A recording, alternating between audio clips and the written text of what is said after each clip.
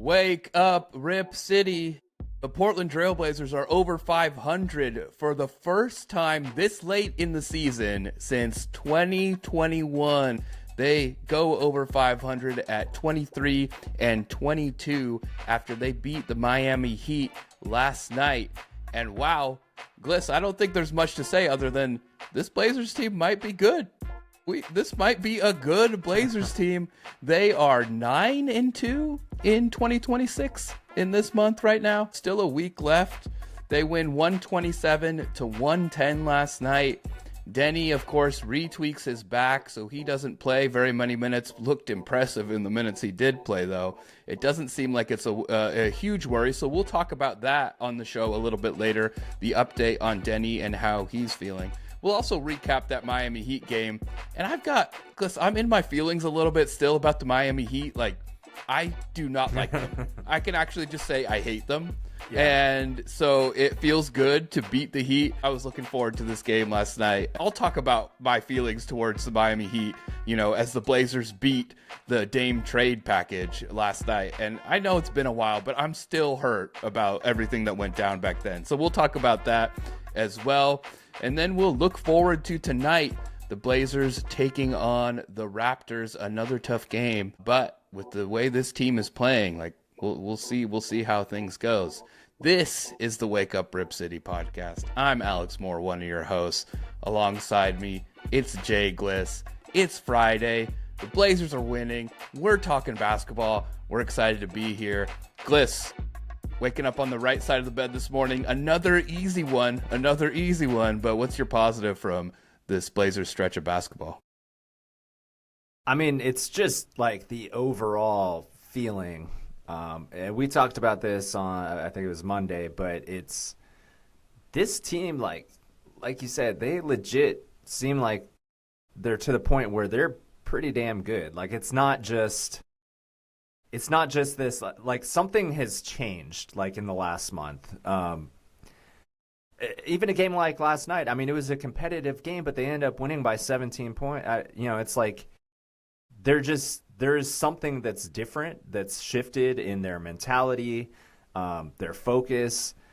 And, it's unfortunate that Denny had to go out, but damn, 18 minutes, he was 20 points and 7 rebounds, 4 assists in 18 minutes. That was insane because he was it was looking like he was maybe on the way to his best game of the season if he would have kept that up.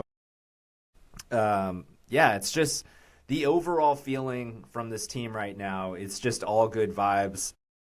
He's just so cool, calm, and collective all the time, but just some of the skill that he's showing on a consistent basis, those fadeaway jumpers, his 3-point shooting lately, getting to the rim, his ball handling just seems like on point more than it has at any point in his career. And we forget this guy's still only 22 years old. So I just I don't have a lot of negative things to say because this team is something has clicked, and it's been really damn fun to watch. And they got a really tough road trip coming up after this game tonight, but I don't feel like they don't have a chance to win any game right now. I mean, they feel like a legit good basketball team, not just an up and coming team.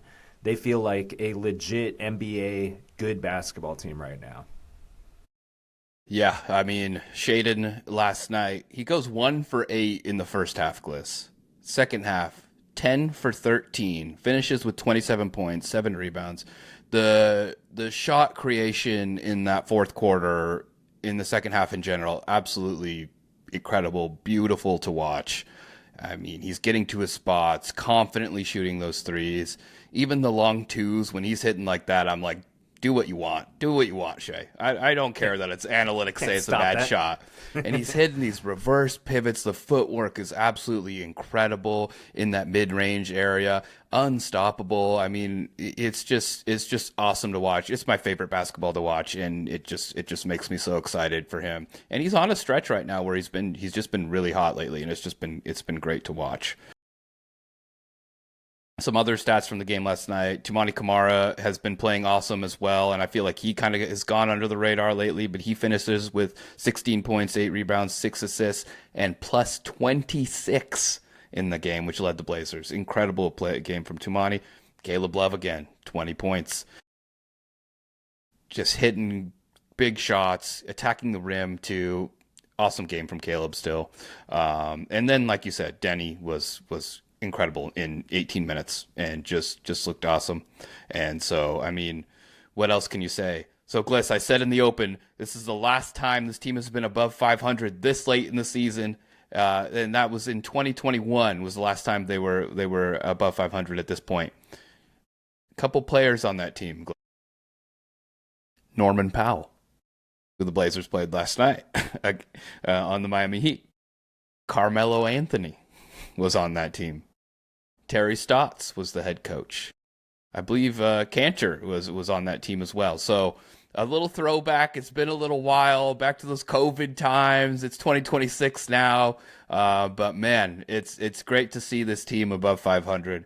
That kind of seems like the level that we talked about before this season too is where we wanted them to reach and be in this area. The over/under at the beginning of the season, Gliss, 34.5. Looking pretty good right now. So let's talk quickly about Denny's injury. Of course, you have a nice win like this, and Denny gets hurt, and so you hate to see that. Tiago Splitter said after the game that Denny felt some discomfort in his back, and then Tiago actually did make the decision to pull Denny. Denny did want to stay in. There was kind of some talk about him playing tonight, which I think I don't know. I don't know how I feel about that. I'm not a doctor, so it doesn't matter how I feel. But we'll see if Denny is playing tonight. We'll probably find out in this afternoon. I watched Denny's post-game interview. He seemed very nonchalant about it. He just seemed like, hey, I just felt a little pull in the back, and just decided that he needed to rest. And he did want to go back in the game, obviously, because he was playing so well and he's such a competitor. But the coaching staff decided not to. So he kind of brushed it aside in that post-game interview. I know you watched that too, Gliss. It seemed like he was at peace with it and wasn't too worried about it.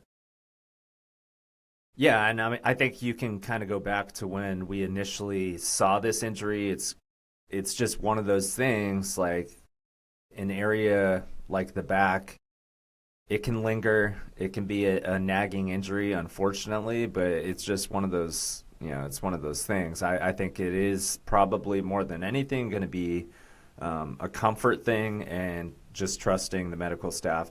If I were the Blazers, I think I'd probably say, like, on a back-to-back, like, nah, let's just shut him down for tonight. This is the official doctor of the Wake Up RipCity podcast, by the way. Yeah, I'm just thinking about it from long-term perspective. If Tiago wanted to pull him last night, I'm kind of like, all right, maybe we should just be cautious. You're playing 2 games in 24 hours. I don't think it's necessary to throw him out there. Agreed. You got a road trip coming up. Give him a couple days. He can, we know how good the medical staffs are in sports nowadays, in professional sports. So, I mean, I'm sure he's getting treatment this morning, and probably will be feeling like he feels good enough to play tonight. But if it were me, I would say, like, on a back-to-back, like, let's just give him a couple days and kind of revisit things. But we'll see what happens. And Gliss, do you feel the same way that I do about the Miami Heat? Because I hate them. Yes. Well, the thing is, and I think a lot of Blazers fans feel this, like, it hurt enough to, like, have that realization, because I think a lot of people felt like it was trending that way, that Dame was potentially going to ask for a trade. But it still hurt. And to have the Miami Heat fans be so pretentious in that whole process, it just pissed me off. And I think it's hard to get rid of that bitterness of just how some Miami Heat fans were talking about potential deals, as if like, you know, Tyler Hero was somehow, you know, like somehow even in the same ballpark as the greatest Portland Trailblazer of all time. Like, there was just so many things that rubbed me the wrong way about how, you know, how Heat fans assumed like, oh, this is like the greatest deal you could possibly get. Yeah, so I'm with you. They piss me off, and I'm probably not letting go of that anytime soon. And then they give Jovic a bag, and he looked terrible. And that was the one of the main parts of that Dame trade as well. No, like, get me away from that. I wouldn't want anything to do with him, honestly. No. And that was kind of the thing. And then they didn't, you know, there's pieces that they didn't want to include and stuff like that, and it's just like, oh my gosh. And the talk between the fan bases got so toxic, and it was horrible. And it's like, for Blazers fans, of course, like you were saying, it's a difficult time. Like, we've been watching Dame, you know, since he came out of, you know, the Blazers drafted him. He becomes arguably the best Trailblazer of all time. And then to go through that, it was just like the worst. And I was thinking about it this morning before we recorded, and I was like, it's gotten to the point where it's, you know, it's a bit removed now. It's been a while. And I can't even really remember like why things got so toxic. You know, it's like that point in the argument where it's like you're trying to remember like what exactly happened. And I do remember like all the comments online and everything being said, and, you know, why won't Joe Cronin do this deal? Why won't he do this deal? I mean, come on. I mean, you know, you see where the franchise is going now, and it's like, I'm glad we're removed from it. And I think that's part of it. I think a lot of that bitterness did come from the fact that Pat Riley, like in his comments at the time, like it felt like he was like kind of like doing this power move of like, you don't really have a choice. Like it felt like he was kind of like making this play that like, this is a foregone conclusion. You have to send him to Miami, so we hold all the cards. And I mean, why would that not rub people the wrong way? Again, like, there's the emotional side of it as a fan.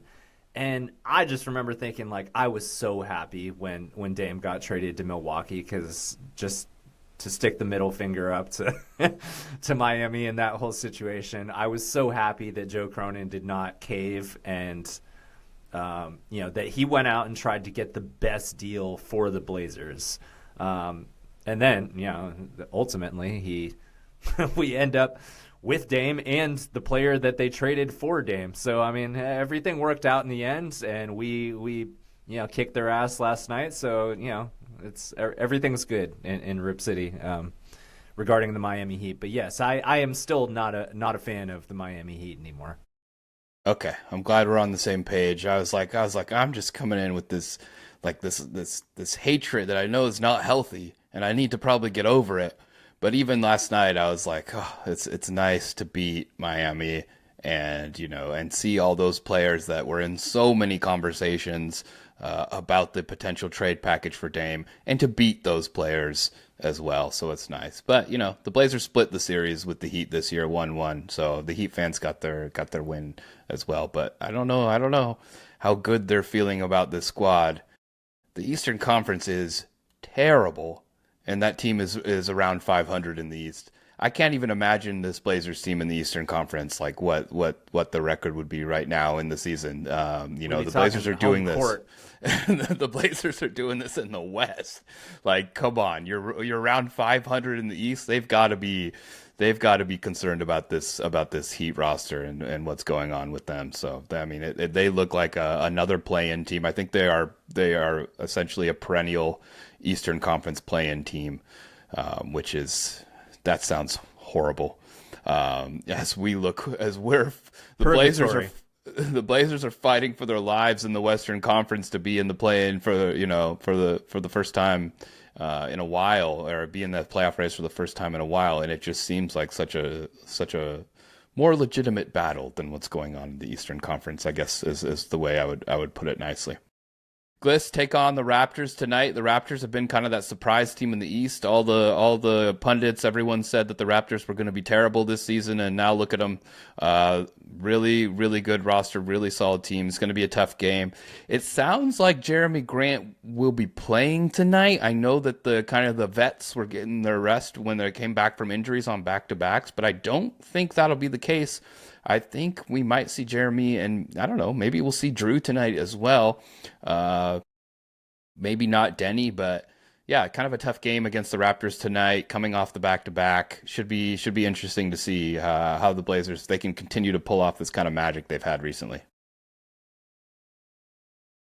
Yeah, I think you're right. I think Tiago was asked about that last night, and it sounded like the plan was that Drew and Jeremy were going to try to go tonight on this particular back-to-back. But, I think he kind of also left it open to, we'll kind of reevaluate things in the morning just to make sure. But that was kind of the plan. So I think if they don't have Denny tonight, obviously having those guys is a big help. And obviously the way Shaedon's been playing, I still trust that they can go out and be competitive and, especially at home, and have a chance to go out and win that game. But yeah, I think it would be I don't want to say it's like an important game, but I think it would be a very important win if they could pull this one off tonight. Again, winning on a back-to-back when they have this 4-game road trip. That's a pretty tough trip, kind of looming this next week. I'm hoping they can pull one out tonight, because I think it would do a lot for. Man, Gliss, isn't it exciting? We're recapping a game last night, and then we get another game tonight. I mean, we're eating right now, and 9-2 in 2026. Like, wow, man, this is incredible. It's been super fun. It's been great to watch, and we're super excited to be able to be here and talk about it with you, the Wake Up RipCity family. So we really appreciate everyone who's watching and listening. Gliss, do you have anything to add before we log off on a Friday in January where the Blazers are over 500? No, just not really. Just what you just said, though. Like to all the people that have been tuning in, when we started this, we were just we just wanted to have fun, talk some Blazers. It's been fun, because we get to catch up a little more. And kind of, do something that, it's been years since we worked in radio together, but this has been a lot of fun. And so, we just want to keep this thing going. So I would just hope that people, if you have constructive criticism, but try to get more people to subscribe so that way you don't miss anything. And I'm just, like you said, we couldn't be having more fun right now, because this has been fun. Like this podcast, this YouTube channel. And we're enjoying the conversation back and forth with all the other Blazer fans, because at the end of the day, we're just Blazer fans, just like everybody else. But on top of that, the Blazers are pretty damn good. So I mean, it's just been the last month, 6 weeks or so has just been incredible, and I'm just having a blast with everything in terms of the Blazers right now. So it's so much fun. Couldn't agree more, Gliss. And yeah, if you don't know, Gliss and I both came up in radio together in Portland. We both started as producers in radio, working for a local sports station. And I mean, we were just having fun, and I think we just were learning things, learning how to work the board together, learning how radio works. And then we both came into producer jobs, producing pretty big time shows here in Portland, because we were just working hard. We had a really good work ethic and really enjoyed the work, and both came into producer shows. And actually my show was before Gliss's show, so I had the 9 to 12 slot and then producing that show, and then Gliss had the 12 to 3 slot and he was producing that show. And so we were able to work together as producers and just had a really fun relationship, and always bonded over Blazers basketball and just being basketball fans. Yeah. And so we had the idea of doing this podcast, I think, during COVID, but I think life hit, and and it happens. But I'm so glad that we're doing it now, and it's been a lot of fun. And like you said, like we're Blazers fans.